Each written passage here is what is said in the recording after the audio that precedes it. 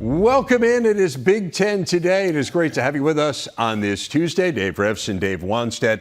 Tons to get to, including a guy you know pretty well, and Jim Harbaugh. Yeah, Jim's the best. He competitor, and getting him on the set, this will be interesting. You know, I'm glad he's back at it. He's back and ready to go. Looking forward to chatting with him later in the show. A ton of football talk coming up, but we do start with some short pants, yes, as Jerry and Howard like to call it, a little basketball. That is our big story. We got the Who back in April when the conference announced the 1 and 2 plays. Today we get the win. Talk about starting with a bang. The opening weekend has Purdue, the defending champ, facing Northwestern, which finished second on December the 1st. And then 4 days later, we get Wisconsin at Michigan State. Tough start for the Wildcats. Purdue, Illinois, Northwestern, and Michigan State, the first 3 games for Northwestern. Purdue with an early road test at Maryland as well. Indiana and the Boilers play twice in less than a month. The Bloomington game's in January. You see the game at Mackey in February. The lone Michigan State-Purdue game is the next to last weekend of the regular season. Spartans then finish the regular season at Assembly Hall. The complete schedule will be released at the bottom of the hour. More ahead from us as well, but now we're going to talk some football. Still 6 undefeated teams in the Big Ten as we enter week 4. All 4 of the ranked teams, plus Maryland and Rutgers. 5 of the 7 teams in the Big Ten East are still perfect. Everyone other than Indiana and Michigan State. So let's run through some of these undefeated teams. We'll go by ranking first. Okay. Interested in your take 3 weeks in on Michigan. Well, Michigan last week, was a little bit of a challenge for them. Was I surprised? No. I think it's going to be a good thing. You've heard me say this, Rever, when things are going too smooth, sometimes you have to cause a little crisis. Well, the quarterback, J.J. McCarthy, 80 up to last week, 88% completion ratio. That's going too smooth. Okay, that's true. You hope, you hope that he does that, but that's unrealistic. Right. And all of a sudden, last week, right, he throws 3 interceptions. Last week, they started their mock drafts. He's in the first round. They start their Heisman possibilities. And he's a young guy. I mean, a year ago at this time, it was truly Jim Harbaugh, Cade McNamara and J.J. McCarthy. Who's going to be the starter? What's going to happen? So he was going through that. A lot's happened for him in a positive way, a great way, deservingly, in a short amount of time. So I think this will be good. This will give them something to hey, let's pull the reins in a little bit here. Let's kind of get back to basics, ground level, and get this thing going. On the defensive side, the defense has been outstanding, right? I mean, what can you say? We know all the numbers, number 1 in the nation, giving up points, 2nd in total yards. I mean, they are playing great defense, and it's good for the defense, too. I tell you, you're at half, the third quarter, it was 14-6, I think the score was. Yes. So it's a battle, and yes, offensively, they turned it over, but defensively, it's an opportunity to say, hey, guys, if we're going to win this game, we got to shut them down, and that's what they did. They've allowed 6 points in the first 3 quarters combined, right? So we're talking 9 quarters of football and 6 points allowed. It is awfully impressive. Ohio State, the next ranked team in the Big Ten, coming off its best performance, I think easily its best performance of the year. How do you assess the Buckeyes now 3 weeks in as opposed to maybe a week ago? Well, I'm going to stay with the defense. I think everybody wants, rightfully so, history. Everybody wants to talk Ohio State, Ryan Day, quarterbacks, receivers, a lot of points. But this Jim Knowles defense, in his second year of being the coordinator there, they're second. They're right behind Michigan with points given up, Rever. And they're finally, these guys that we talked last year, they got all these 4- and 5-star recruits. They were freshmen. They were sophomores. Right. Now they've matured. They've learned. They had an opportunity to be in the system a year, go through the adjustments. They've matured physically and mentally, and now I think they're reaping the benefits of one of the better defenses in the country right now. On offense, finally, they start scoring points, making big plays. That's a big shot in the arm. And they ran the ball. They ran the ball probably no one talks about it as much as the passing game because they score, 5 touchdowns in a quarter. I don't know how you do that, but they did it quick. You do it quick. Scored in 10 plays, 5 touchdowns. Oh, God, that's unbelievable. but Kyle McCord, I think, but feeling that, okay, it's not going to be maybe a substitution in the second quarter, with Devin Brown. Now, all of a sudden, I'm the guy, a little bit off. Now I got to go out and perform. He does it. I think they're sitting right where they want to be going into Notre Dame this week. I mean, really, offense, defense, special teams, quarterback, psyche, everybody should be feeling good. Have to be. All the hand-wringing about McCord, he's second in the Big Ten in pass efficiency. This game had a ton to do with it, obviously, this past weekend against Western Kentucky. But I'm with you on the defense. I mean, again, we'll see how they do against the best opponents. Yep. And that starts this weekend against Notre Dame. That was the issue last year. But they do appear to be improved. Certainly the numbers are better, and I think some of the play on the field has been better, too. And the way they shut down Indiana now, where you see Indiana here these last couple of weeks, that seems even more impressive.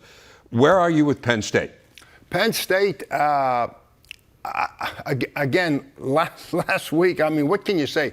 That Manny Diaz defense is just unbelievable. I mean, they come up with turnovers, 5 takeaways. And, let me just say this about the takeaways. We see it every week. Defense takes the ball away, gives the team the ball at the 50-yard line, and they go 3 and out and punt the football.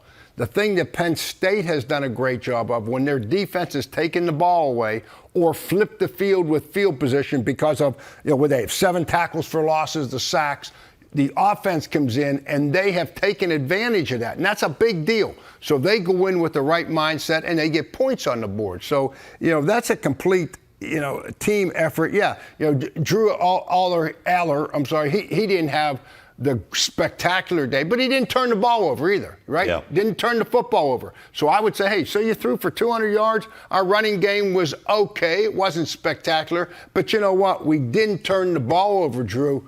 You do that, we're going to have a chance to win every week. I mean, they haven't turned the ball over in 3 games. The only team in the Big Ten without a turnover. That's going to give you a chance to win every week, particularly when you're a talented team and a well-coached team like Penn State is. So you learned a little bit about them this past week at Illinois, and give Illinois credit. I thought the defense for the Illini really played well. But you're going up against an elite defense here, coming up with Iowa this week. The Hawkeyes are the other ranked team that is undefeated.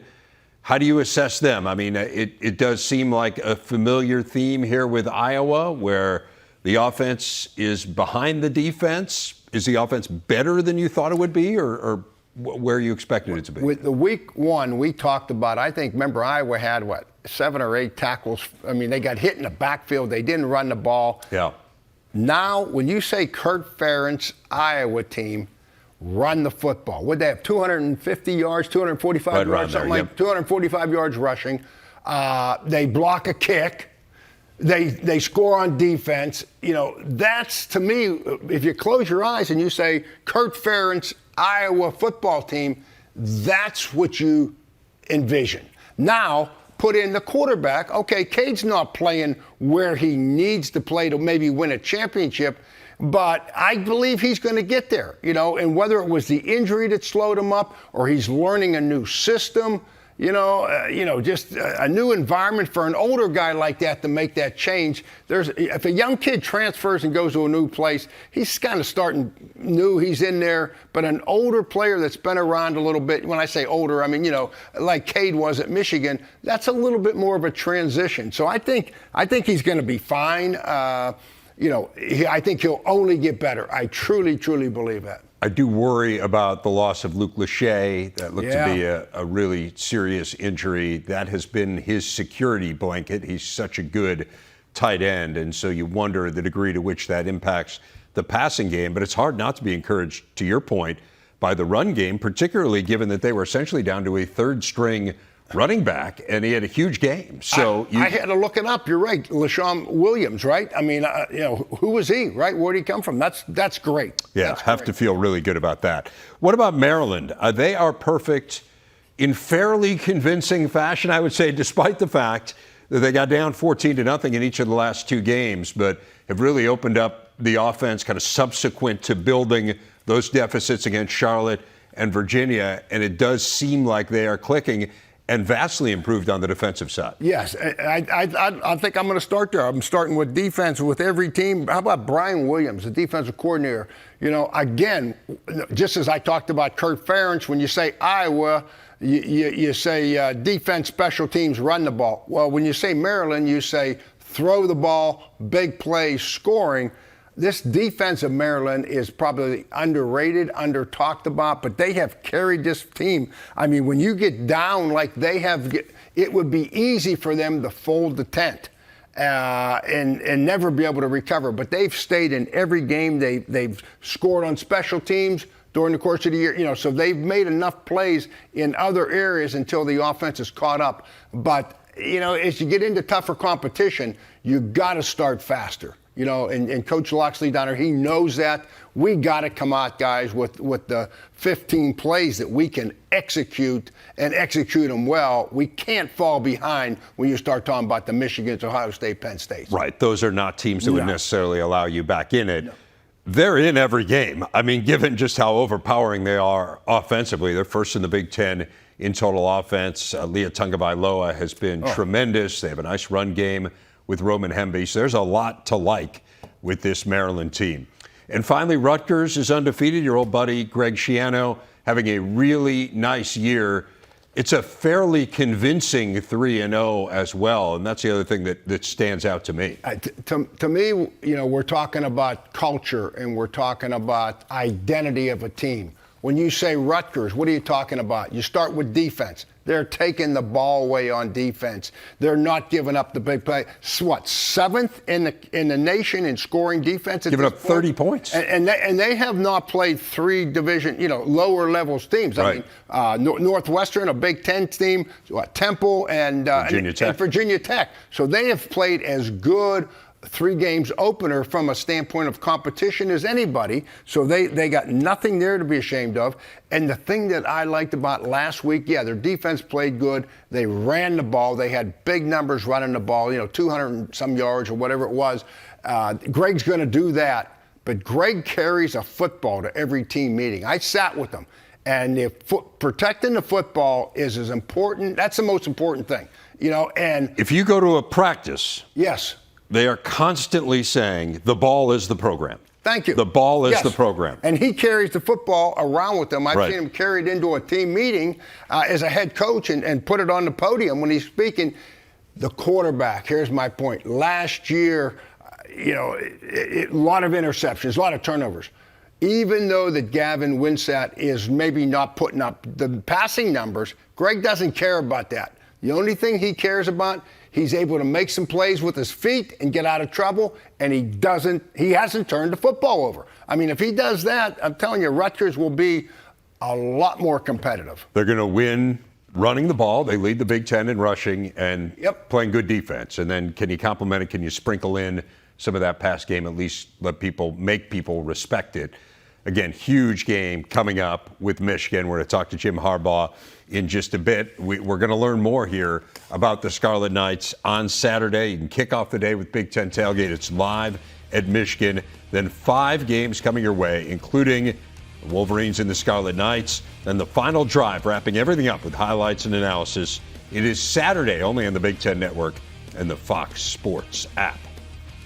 Michigan State informed Mel Tucker yesterday that they plan to fire him with cause. The school sent Tucker a 5-page letter detailing what it called, quote, unprofessional and unethical behavior. This stems from sexual harassment allegations leveled by sexual assault awareness advocate Brenda Tracy. The notice is necessary due to a clause in Tucker's contract which gives him 7 days to, quote, present sufficient reasons to dispute the grounds for termination. The school said that Tucker had violated the moral turpitude clause in his contract and had harmed Michigan State's public image. Tucker released a statement today pushing back on the school's handling of the issue. It read in part, quote, I'm disappointed but not surprised to learn that MSU intends to terminate my contract over Ms. Tracy's improper public disclosure of the entire 1,200-page investigation file regarding her baseless complaint against me. I can only conclude that MSU does not care about my rights, the truth, or its future liability for policing its employees' private lives. Ms. Tracy manufactured false allegations against me. MSU ignored its own policies in pursuing a biased investigation into them. MSU was supposedly going to let that flawed process play out before deciding what to do, but has now reneged on even that. It is time for Coach Speak as Wanny and I visit with Big Ten coaches, and we are thrilled to have the head coach of the two-time defending Big Ten champions, the Michigan Wolverines, Jim Harbaugh, with us today. Coach, I know there's a lot of anticipation on your end going back to the sidelines this week. You had mentioned in your news conference, I thought was really interesting yesterday, that you learned a lot about your team being away on game day. What did you learn? I was just looking at it through a different lens, multiple things really, but one I'd share is just watching shows like yours, watching the commentators do the games and the different shows before and after the games. I never really see those. Just how good you guys are. I mean, how much you know. You report what you see, and you know a lot of football, and I just had a very good perspective of that, and there's a lot of positives, just real truth that I enjoyed listening to and watching. I'm used to you play the game, it's like being in a dentist chair getting root canal done on you for 3 hours, and then you come to the post-game press conference and you just kind of hit with all the, what about this, this negative, this negative, this negative, right. And kind of the same thing on Monday, just a list of the negatives. But I have a whole new perspective on it now. You guys are really tremendous. Learned a lot. Just listen to some of the experts, and the fans are right on too. It was a cool perspective for me. How strange was it for you? Like the strangest. I mean, talk about being in uncharted waters. I mean, never have ever watched my team play on TV live before. That was the first, as a player or a coach. How would you compare the performance of the team through 3 weeks with where you thought they would be? Really good. Jesse Minter, Jay Harbaugh, Mike Hart, and Sharon Moore did a fabulous job. Couldn't have done better. I couldn't have done better. Just how hard our team plays, like every single game, every single quarter. Special teams, offense, defense, the intensity, the focus they have, and how hard they play just popped off the screen and the tape. Hey, Jim, you used the word listen to experts. Let me just give you a little bit of advice. When you leave the sideline like I did and get behind a microphone, you become an expert real quick, okay?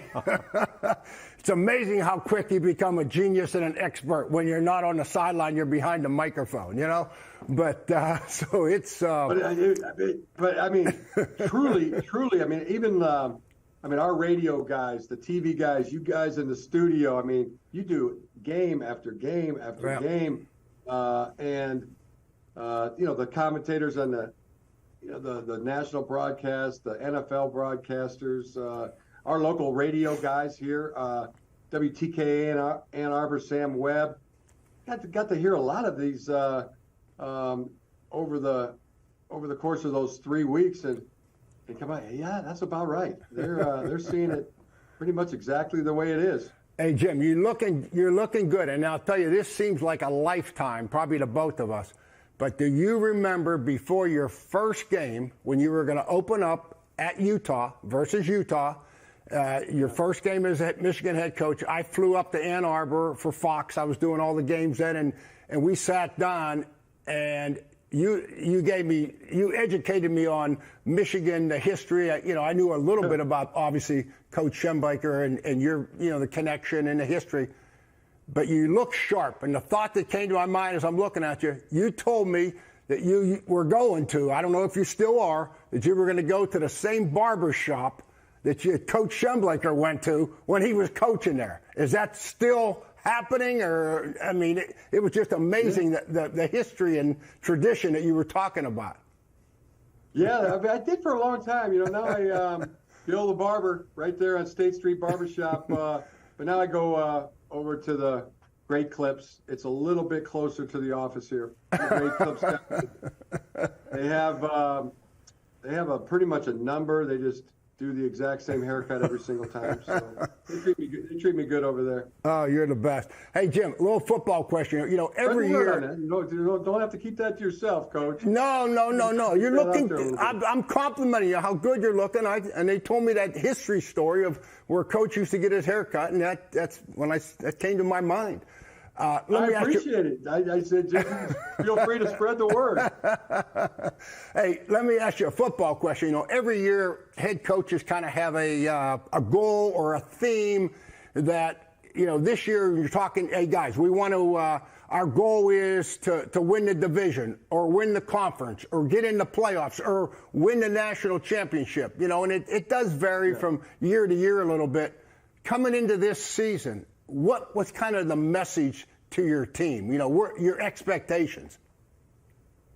Yeah, I do know that a lot of people, like it's a word or a mantra. We like to create those as we go. Al natural as the season's going on. The goals here are win the championship, win the Big Ten championship, win the national championship. Beat Ohio State, beat Michigan State, beat Penn State. Those are our stated goals. Yeah, every year as a head coach, you get the couple games into the season, and there's always area of your football team, offense, defense, or special teams, or maybe a position. We can even take it a little closer. That really is exceeding what you thought they would do. That these guys are playing at a higher level, and then there's always a group that's kind of a work in progress. You say, hey, we're a little bit behind. We got to catch up. What would be an area, a position maybe on your team that you're saying, wow, these guys are playing at a higher level than I thought at this point? And then the other side, it's still they're obviously a work in progress type of position. Yeah, that's a great question. And the first one that pops to my mind, what's really playing well, was it a surprise? No, but you just you thought it would be good. But the front seven on defense, the way our interior defensive line is playing, Kenneth Grant, Mason Graham, Cam Good, Chris Jenkins, those guys, and our edge players, Jalen Harrell is off to an unbelievable start of the season, McGregor, Moore, Stewart on the edge, and then Colson, Mike Barrett is having a heck of a year again, and Ernest Hausman's been a huge help there. That front seven has a chance to really be one of the best. Work in progress. Really figured it was going to be the secondary. We had have some guys that are working through some things injury-wise and starting to get back to play. But three really great players have not played in the secondary much. And the guys that have stepped up, Keon Sabb, Quentin Johnson had a monster game against Bowling Green. Josh Wallace transfers, playing extremely well. Mike Samerson, you were just showing there on those clips, has been great. So yeah, work in progress in that.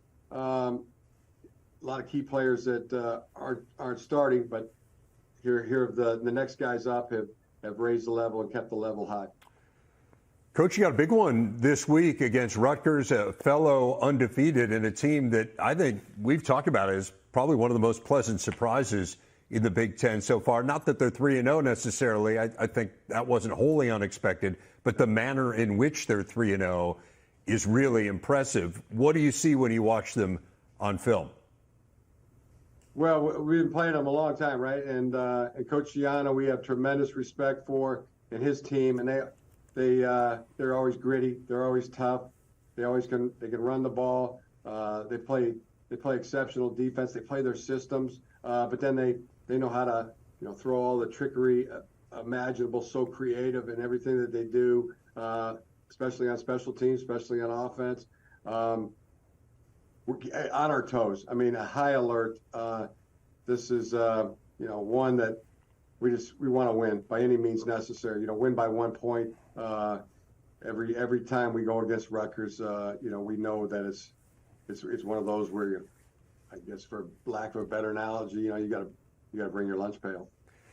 Coach, you obviously have a long history with Coach Wanstead here, and you're probably aware of the fact that he is one of the great storytellers in the world. I sometimes think that our commercial breaks are more entertaining than the show, because Wanny will get down on some path telling a story. They'll be in our ears saying like 10 seconds until we're back from break, and he's on a motorcycle with Jimmy Johnson in the Caribbean or something. And, I'm more interested in hearing how the story ends than coming back and doing the next segment, but we have no choice. So I'm going to defer Pittsburgh to Coach. Guys, they're Pittsburgh guys. I know. They're the best. You got Dave Wanstead, Mike Ditka, Yes. Ben Herbert, Kurt Campbell, all these, all the Pittsburgh guys, and they're so proud of being from Pittsburgh. It's just the loyalty they have to that region, that city. I mean, you just love it. So I'm going to defer to Wanny. With that being said, you guys have a long history together. You've known each other a long time. I need you to give me your best Jim Harbaugh story, and then we'll allow Coach to react. Well, I've got several of them, but the one that people don't realize, the first year that Jim and I are together, he's the quarterback, obviously, at the Bears. My first time being a head coach, I'm trying to figure out, how to get to Soldier Field. And we were 7-7 that year. And Jim, we had a free agent tight end from Stanford. We had a free agent running back, Bobby Christian, from your alma mater, yes, from Northwestern. Christian. A free agent receiver, Terry Obie from Oregon. Tommy Waddle was the only veteran guy that was starting on our skills, and he was taped together like a mummy to get him out there. And we're playing someone, and we are fighting to get this 8th win to get in the playoffs. It's unbelievable. And something happened, and Jim come off the sideline, and he says, no one's open. The guys aren't getting open. And I looked at him. I remember, I said, Jim, I don't know what to tell you. I mean, this is, basically, this is the best we got, my friend. And Jim was smart and tough. He could have played middle linebacker for me. I truly, it was a pleasure. But yeah, and I'm looking at him, and he's saying, Coach, no one can get, and I says, Jim, I don't know what to tell you. This is go. This is what we got. Good luck. Imagine a Bears team being held together by duct tape. I mean, not like we haven't seen that fairly frequently here in and Chicago. And we ended up 7-9. Yes. 7-9. Jim, what do you remember about that? Oh, it was just the one year, the great year. Coach, I loved every team meeting, loved every coaching point. I got a lot of good coaching points from Ron Turner, who was the coordinator and the quarterback coach. But Coach Juan would come in to like just a meeting and hey Jim, like when you come to the line of scrimmage, don't look at where the ball is going, whether it's going to be a run or a pass. And he just gave me the great coaching point of just do it the same way every time. And we come up, look left, look right, then back to center, and then see where you were, what you want to see, what key indicator you want to see. And that was my 7th year in the NFL, and I'm like, that was a great coaching point. And believe me, I have everywhere I've been as a coach and a quarterback, I've used that coaching point, and there was a bunch of other ones too. He just had what a defense saw in a quarter. He was Dave was a really good quarterback coach from that perspective for sure. No, I tell you, if I was that good, I wouldn't be sitting here with Rever right now. I'd still be coaching. No, it's we're appreciative, however, of getting Jim on here. Yeah, absolutely, and absolutely, and everything that goes along with it. Yeah, Coach. One of the all-time best.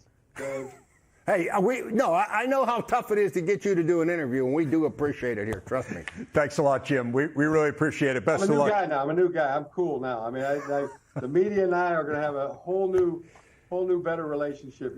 I see things differently. You've realized the wisdom that emanates from these studios. I'm glad that you had that time to digest just how much brilliance there is here. Hey, experts. Remember, you said it, not me. Experts right here, okay? Experts. All right, Jim. Thanks a lot. Really appreciate it. Certified experts. Say it, buddy. All right. More on the hoops schedule, as has been the case for several years now. everyone has at least one December conference game. Most teams have two. Here is a look at that list. December 1st has two really good ones. Illinois going to Rutgers the next day, so you've got an action-packed opening weekend there. December 5th has Indiana at Michigan and Wisconsin at Michigan State.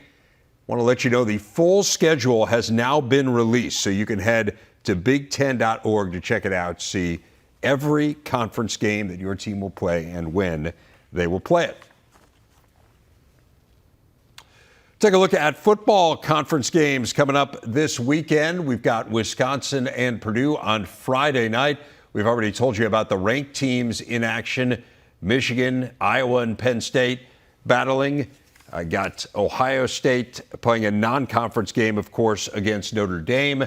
You look at the two other conference games we haven't really talked about much here. It is Wisconsin, Purdue, and Minnesota and Northwestern. So let's dive into those, get some early thoughts, starting with the Boilers and the Badgers. What are you looking at there, Wanny? Well, the Badgers obviously have cleaned up what they're trying to do from a Luke Fickell philosophy culture. I mean, they're right back to playing great defense, which we expected. You know, even though it's a new system, I mean, they're 5 interceptions, they're getting sacks, they're getting turnovers, and whenever that happens, that does take a lot of pressure off your quarterback, obviously, and they took advantage of it. I mean, the offense, they were able to run the ball with Braylon Allen. I mean, that hasn't changed. They're still going to control the clock. The quarterback, I think we got with Tanner Mordecai, I think there's a lot more coming that he is capable of doing,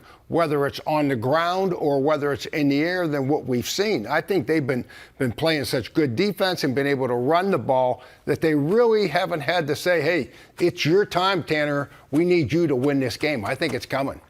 No, it's been the run game. I mean, that's what's so interesting, right? They have more rushing touchdowns than any team in the Big Ten. They've got 10. Mordecai has shown his ability to run it. But, yeah, I mean, I think we anticipated this crazy air raid attack, and we haven't necessarily seen that. What about Purdue, another team running air raid? They have struggled on the defensive side, which I think on one hand is surprising, just given that Ryan Walters is their new head coach and how good Illinois' defense was a year ago. But they lost a lot on the defensive side, and you're learning a new system. How do you judge what you've seen from the Boilers? Well, some things you can control, okay? You can't control the talent that you have, but you can control penalties and you can control turnovers. I mean, those are two things that is to give you a chance. To give you a chance this week, they got to come out of this game, Rever, with minimal penalties, if any, and minimal turnovers, if any. Not like, 7 fumbles last week? 7 fumbles. How do you, I mean, that's... Lost 3 of them. Yeah. And lose 3 of them. I mean, and then you throw in 11 penalties on top of it. You got no chance to win. You're playing on the road at Syracuse. I mean, no. So that's the focus. Forget about drawing up plays. I would tell my coaches, I want to see all these X and O's. We got to get back to making sure that we are protecting the football and we are not beating ourselves and getting behind the chains. This is a series that Wisconsin has absolutely dominated. They've won 16 straight games against the Boilermakers. How about Minnesota and Northwestern? Both these teams went down to the state of North Carolina and lost in fairly convincing fashion. Minnesota was more in the game than Northwestern does. Now they head to Evanston, conference home opener for the Wildcats. How do you assess these two coming in? Joe Rossi, outstanding defense coordinator at Minnesota. I think his defense was a little shell-shocked right out of the box, with North Carolina. They came out the second half and settled down and really shut them down and played well the second half. It's got to be run. I mean, I don't have as much confidence in a lot of people at this point with Ethan throwing the ball, even though they're going to. What does that tell me? Hey, we're going to play good defense. We've got to lean heavily on this running game and we cannot get into a shootout with anybody. North Carolina was a bad matchup. I mean, because, with Drake May, their quarterback, Heisman candidate, I mean, they want to get into a shootout with you. And obviously Minnesota ended up going down that path. They can't win that way. Probably not going to get into a shootout with Northwestern, last in the Big Ten in total offense. Yeah, I would hope not. I mean, this is a game where this is a game that they got to come in and get back to basics, win this game soundly, and get ready for the next one. Gophers have won 3 straight in the series. Again, that is the primetime game here on the Big Ten Network. Technically one of 2 primetime games, an action-packed Saturday. We kick off our triple-header with that Michigan-Rutgers game we've been talking about, then Nebraska, Louisiana Tech, and Illinois and Florida Atlantic. Then it's the Gophers and Cats and Indiana facing Akron under the lights. It's all Saturday, only on the Big Ten Network and the Fox Sports app. Go to btn.com/gamefinder for channel locations in your area. It would be hard to have a wilder final weekend of conference basketball than we did last year when the final day of the regular season started with a 7-way tie for second place. Here are the games that weekend. Northwestern ended up emerging from that log jam as the 2 seed. They will host Minnesota on Saturday, then 6-game Sunday with Michigan State, Indiana, and Wisconsin, Purdue figuring to be among the featured attractions.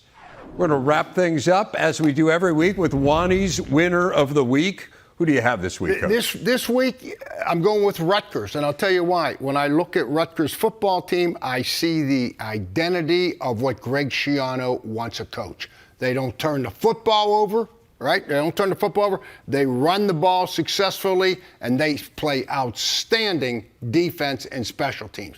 That's who Greg Schiano is. That's his message. And that's what we're seeing on the field right now. They appear to be vastly improved. They're much better defensively. I mean, they're 7th in the nation now in scoring defense. And again, as you outlined, I mean, it hasn't been a brutal schedule, but they played a conference game. They played another power conference team in Virginia Tech. So it's clear that, or at least appears that they've turned the corner. Well, it'll be clear that they've turned the corner if they play the same way against Michigan. Yeah, they won't beat themselves forever. You're right. You're going to have to line up and make plays to beat them. 3-0 for the 3rd straight season. That last happened between 1958 and 1961. It's been a while. We'll see you tomorrow. You got it.